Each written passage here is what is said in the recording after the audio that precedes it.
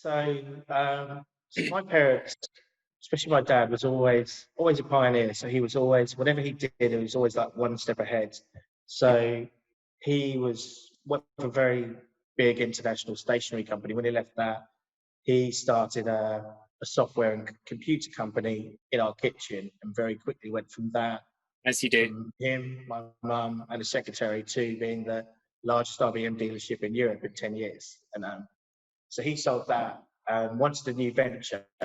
I was just finishing studying something completely different at college. And he phoned me and said, "Look, are you coming home for the summer? Would really like you to give us a hand planting the vineyards." I said, "Oh, all right, then," begrudgingly, to be honest. And by the end of the summer, I had completely fallen in love with farming. I loved growing grapes. So I went to college at Plumpton, which is luckily for us is about 5 minutes away, and studied there where Dad had studied, and absolutely loved it. So my intention was really just to look after the vines, and then slowly moved more and more into the winery until I sort of moved full time, and then very much made the wines with Dad um, until I sort of became head winemaker in 2015, and then but it's really a family affair. So obviously my sister joined us in 2007. But before that, so when I moved more into the winery, I worked at a few other wineries to get experience, and I went out to Australia for a while, which Yeah. is where I met Marty, who's my wife, who's obviously our communications manager. So it's very much a family business now. And even the boys. So two of Tan's sons, my eldest, have been working here in the summer in the wine garden, things like that. So it's very much a family business. Right, Simon, which wine would you like to start with for the tasting? So let's start with Bloomsbury. So this is our biggest signature blend. So this is the very first wine that we ever made, or the first blend.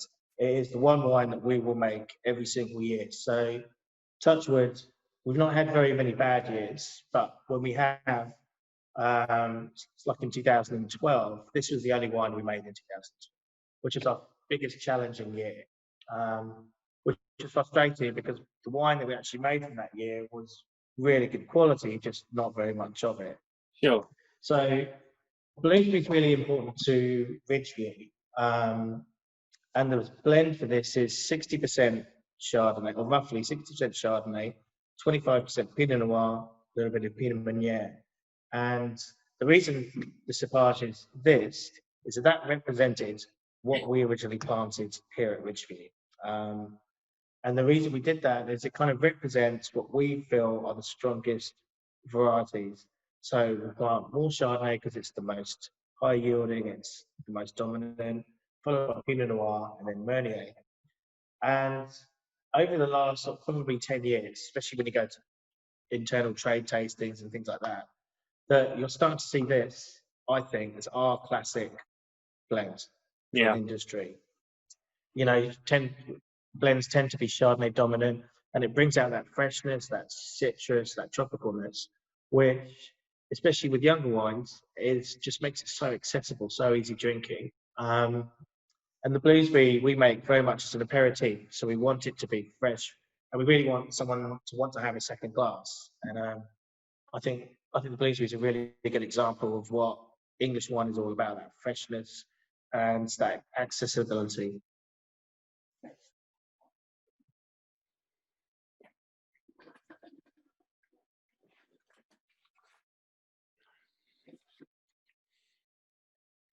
I think what jumps out from the wine immediately is the citrus, which, as you say, is the freshness. It's a it's a wine that will cut through food, and I like wines that do that because I think it's important to have the balance.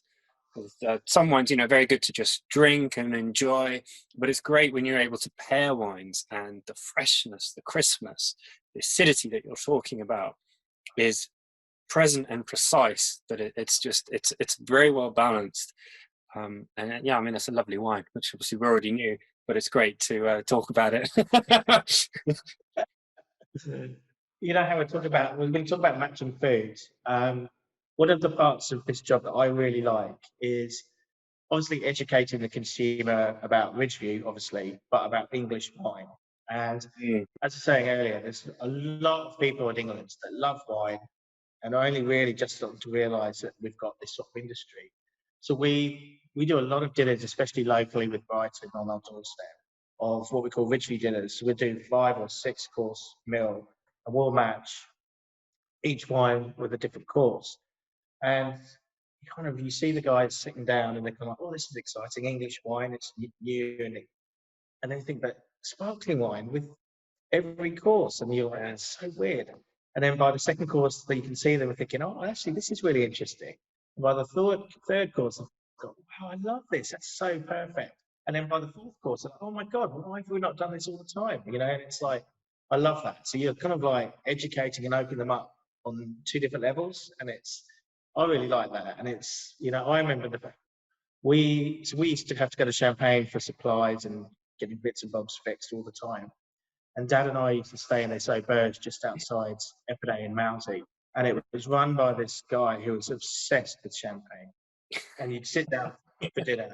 He would bring this binder, this thick, full of all the different local grower producers. And we would spend probably as long looking through that list as we would actually eat dinner. And we'd get 3 or 4 half bottles to share with each course. And it was just inspiring how well champagne and sparkling wine goes with food. And it's in all our wines, although they're not food wines, each of our wines we make with food in mind, if that makes sense. Yeah. And I think continuing on with what you're saying about when you were there, it's about creating that moment, and that's where sparkling wine, champagne, I think is wonderful for that. It really is I'm going to stop, take my time. So yeah, completely agree. I mean, this is a superb wine. It's I think as we were mentioning, it's very much, or rather not, an entry-level wine at all. I think that can compete with many other wines, and some people often view a vineyard or winery's staple, should we say, as it's not as good, but absolutely not at all. It's a wine that is very, I can tell, and particularly hearing you speak, it's positioning itself in a very intentional way. As I say, it's not just a sparkling wine. It just goes in line with what you're saying. Exactly. I mean, there's several reasons why we went to non-vintage. And one was obviously consistency, and consistency of volume, to be honest, is that, we do have years where some years are lighter than others. So that, especially with the on-trades, we've got a certain number of clients that we need to make sure we've got enough wine for everybody. So there's that side of it, and the consistency. But for us, it was about, it took us a long time to build up enough reserve to be able to make a non-vintage. And I just think it really developed it because you've still got that freshness of a young wine, but you've still got the complexity of that reserve. And as just following what you were saying, it's been really important for us, even though we don't call them our entry-level wines, we call them our signature wines. And we don't want people to think, oh, that's their lesser quality. We spend as much time blending the signature wines as we do the limiteds. In fact, probably longer because it's a bit more complex. But no, it's really important. The same quality goes into the signature wines as does the limiteds, for sure. And you can tell, and we're able to talk about it this much. So do you want to move on to the next wine, or is there anything else? Yes. Yeah. So the next one is our first of our limited releases. So it's our Blanc de Blanc, and this is our 2015. And the Blanc de Blanc is our only single estate wine. And I think, we're talking about quality, but I think with these limiteds, and especially with this Blanc de Blanc, when you try it, it's, this has now had 4 years on lees, it's had over a year on cork, and it's those little things that just make the difference, I think. It's much more complex, it's much richer, it's much more luscious. The fruit's still at the front of the palate, but it's changed. So it's not quite so citrusy, there's more of that tropical, it's a little bit softer, and there's just a bit more complexity to it. I think what immediately from, having a good whiff, shall we say, the first thing that jumped out, which happened to be in line with as you were talking about it, is the complexity of the wine and picking up so the extended lees aging. Is that right? Yeah, Yeah, I straight mean, it's away. still comparatively, it's still quite young, so it's 3 or 4 years, which is important. We want that development, but we still want the freshness in the fruit. So it's finding that balance.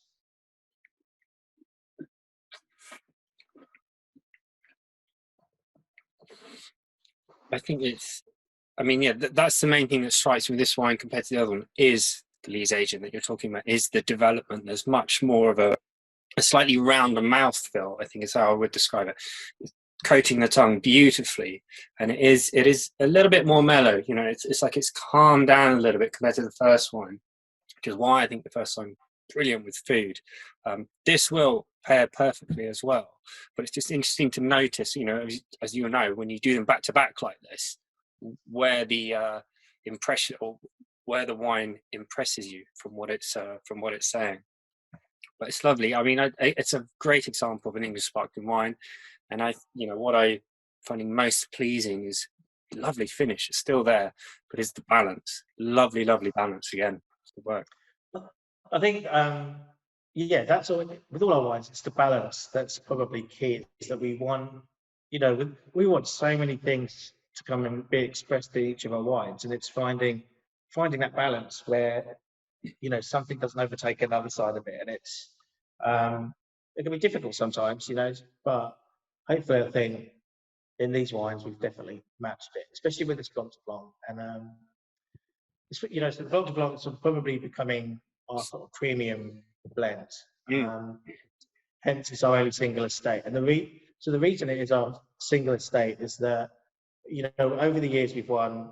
This is going to sound really big-headed, so apologies, but we've won quite a lot of international trophies, and that's absolutely amazing, and we're super proud of that. But in 2010, so Decanter is the only wine competition, or was the only wine competition that didn't separate champagne and sparkling wine.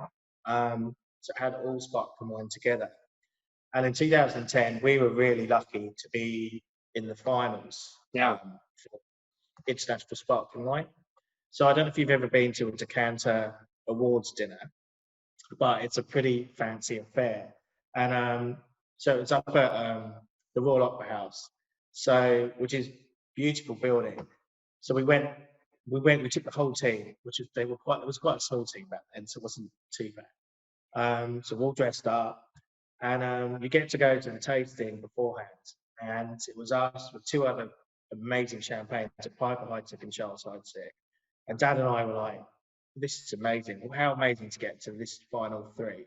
Of course. And then you get the table plan, and there's two mezzanines at the back of the auditorium. We're at one of those mezzanines, and just like miles away from the stage. And we were like, look at it. So at least we've got to the top three. So that's exciting.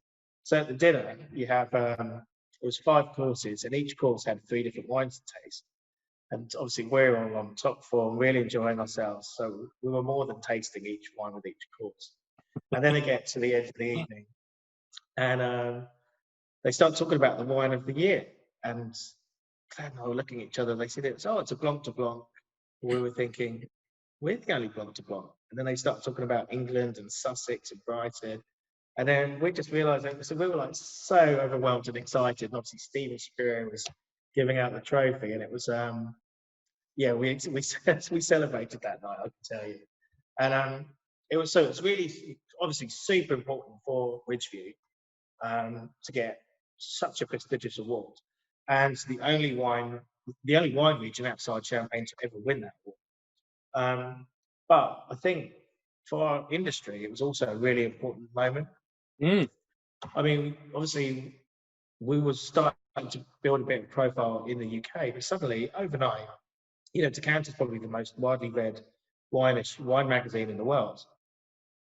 And by the end of that week, we had 5 news crews from around the world. By the end of the following week, we were exporting to another 6 countries. And, and that was the same for everyone in the industry. Suddenly there was this real buzz about England becoming one of the up and coming regions, and that's perpetuated. We've kept that momentum going, and we're starting to become a real force internationally. I think Ridgeview alone, we export to 20 different countries. You talk to any of the big producers now, everybody's exporting. I think it's important, you know, and I think you can see it from that evening. You know, suddenly English wine's on the international radar, and yeah, so it's good. So that anyway, after a long story, so that is the reason we started looking at what made that wine different to our others, and it was the best Chardonnay was constantly coming from our vineyard. So after that, we made the decision that that would be our single estate. So whatever we grow outside here is how much we make each year. Okay. Yeah, fair enough. I mean, I'm pleased you told that story. You told it so well, and it's nice to hear it. You know, I'm clearly not bored of it, and I don't blame you. No, it was brilliant. It was great fun. Shall we move on to the next one? Yeah, so this is our Blanc de Noir, and this is 60% Pinot Noir, 40% Pinot Meunier. Just give me Blanc de Noir, you said? Yeah. Okie dokie. And as you say, so, well, you carry on, and then we'll go over it. Let's go for it. So I really like this wine. I think it's really complex. There's a lot of fruit at the front, but there's a lot of savouriness on the back palate as well. I think the complexity here, although it's really well balanced, is literally that. It's a very complex wine. There's a lot of different things going on. And this, I really like this as a food match. We've had this with game, with a really good friend of ours, is a chef not far from here, Matt Gillen, and he did this with a beetroot tartare, and it was one of the best food and wine matches I've ever had. It was absolutely amazing. But I really like it, and one of the reasons is that Meunier is a very much maligned grape. People either don't plant it at all, or they don't really talk about it. And for me, it is literally the backbone of our blends. You know, from the moment in the vineyards, you know, when we're talking to clients or to potential growers, we'll always say you need to plant Meunier. Obviously, as you know, Meunier, the direct or literal translation is miller, like for dusting. So a dusting of flour on the leaves, because you know that's how it looks. And even in the vineyard, it's working really hard because of that. Those hardy leaves, it's a good barrier between the Pinot Noir. So if there is any disease, it has to work harder to travel through the Meunier to get to the next block of Pinot. So already before you've even picked any grapes, it's always proving how important it is. Yeah. And then it's just in the blends, it really brings, I think, the Chardonnay and the Pinot Noir together. Just gives that structure. It gives a little bit of savouriness to the sweetened citrus flavours. And I can't talk about Pinot Meunier enough. I just absolutely love it.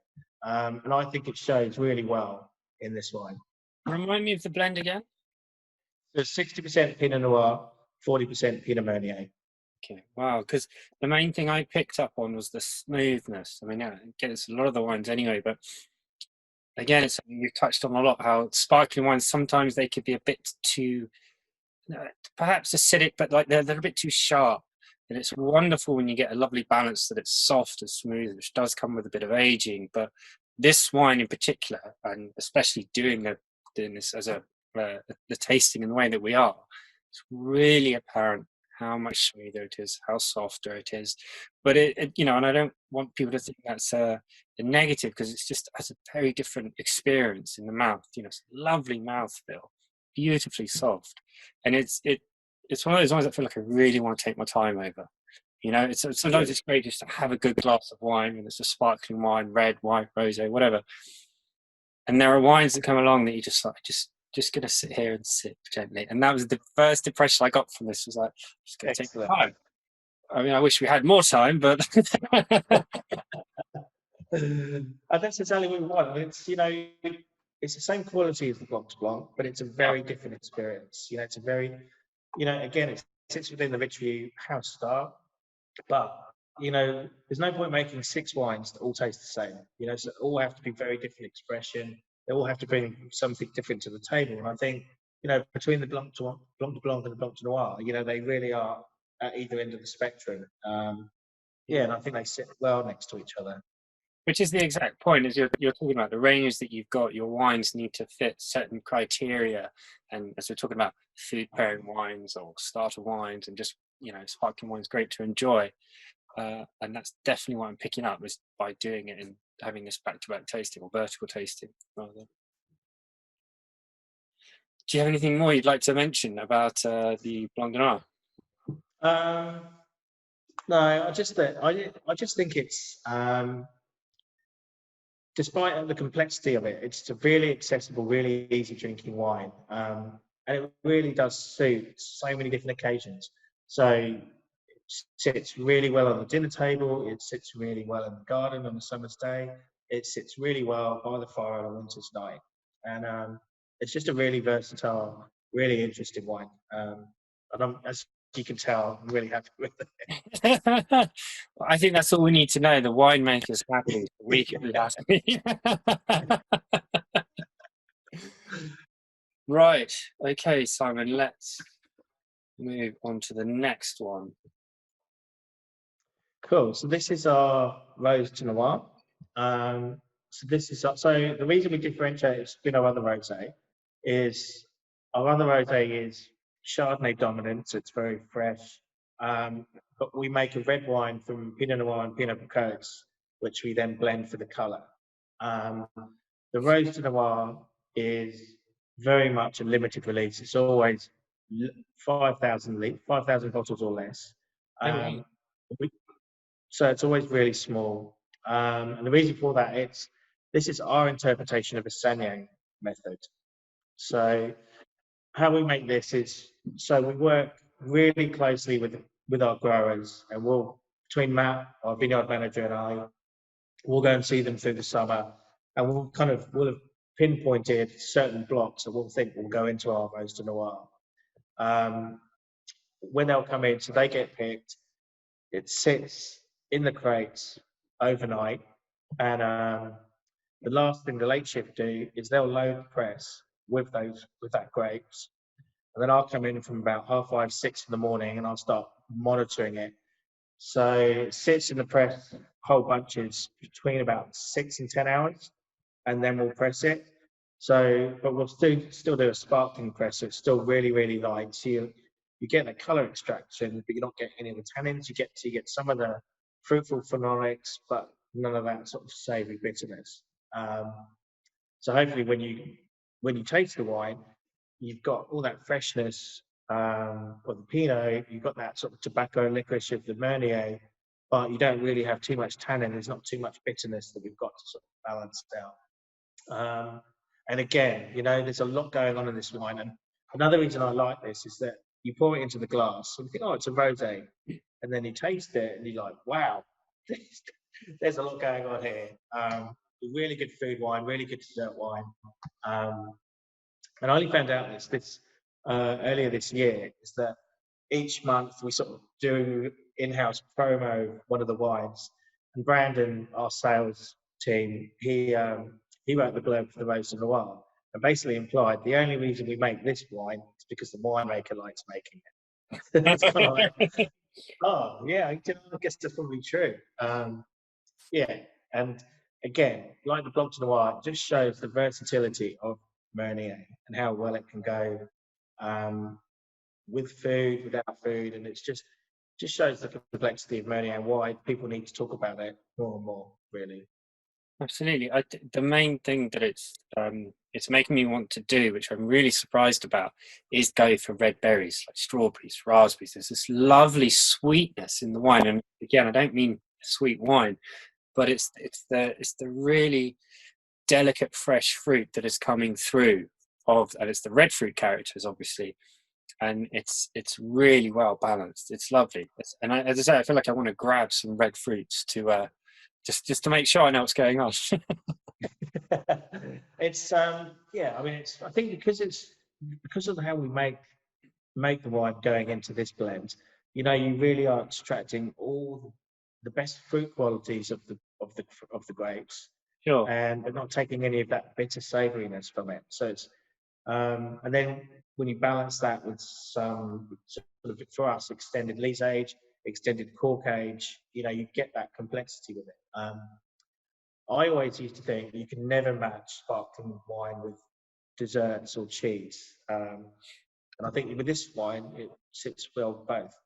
Yeah, absolutely. It's the first thing I got from it, as you say, is the ability to pair with food, and it's because it's got a bit of body to it, and it's not going to get lost amongst slightly richer tasting foods. Yeah, particularly a lovely dessert. Can't quite pick which one, but anything along those lines, you know, a strawberry tart, raspberry tart, anything like that would just complement it. Well, I have a really good story about this actually. Okay. So I don't know if you heard of Balvenie Distillery. It's sort of a boutique whiskey up in the Highlands, and a lot of their promo is they do a lot of online TV shows. So they have a series called The Craftsman's Journey, and the first series they had Michelle Jr. and he travelled around Britain talking to craftsmen, and so the craftspeople he went to see was a hand-thrown potter in Clapham, which is actually a really good friend of Michelle's, and he uses her plates in his restaurant. Then they came to us. Then they went to this crazy, great fun, but crazy Norwegian that smoked his own salmon while playing jazz piano to them. Then they went up to Sheffield, and this young guy, Will, he actually owns the last Sheffield still, and he makes high-end, high-quality kitchen knives with them. Then we went up to the Highlands, to Aberdeen, and went to an organic beef farmer.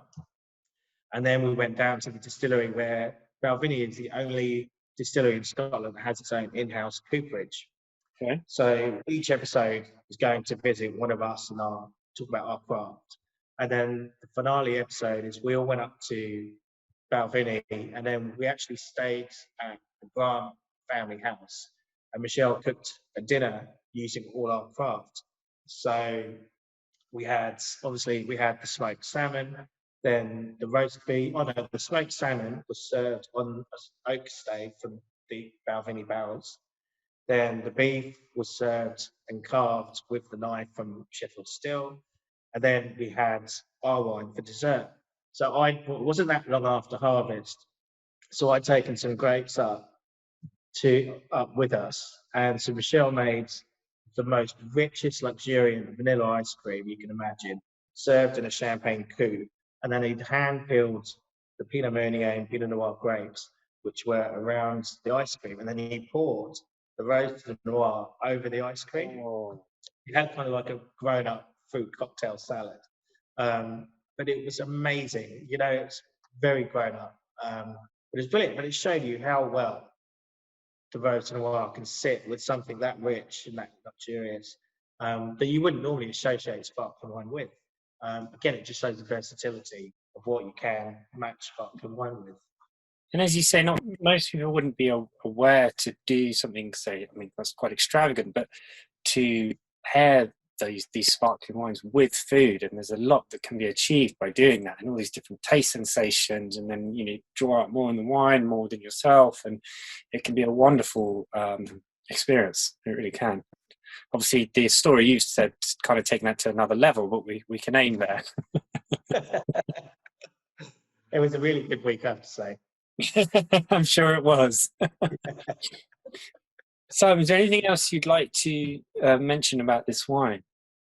No, that's all really. I mean, it's again, it's a really versatile wine, but it's I just like it because it's a lot of what we do at Ridgeview is the unexpected. You know, we've always been pioneers, whether it's in our industry or whatever we do, and I really like this rosé because it does a lot more than it says it's going to. So you pour it into the glass, it's a nice, delicate rosé, but there's a lot more to it. There's a lot more depth to it. And hopefully that's what people think about Ridgeview when they come to visit us and see what we're about. You know, we make sparkling wine in the countryside and it's lovely, but there's a lot more to us than that. And hopefully that shows through in our wines. So, yeah, that's about it.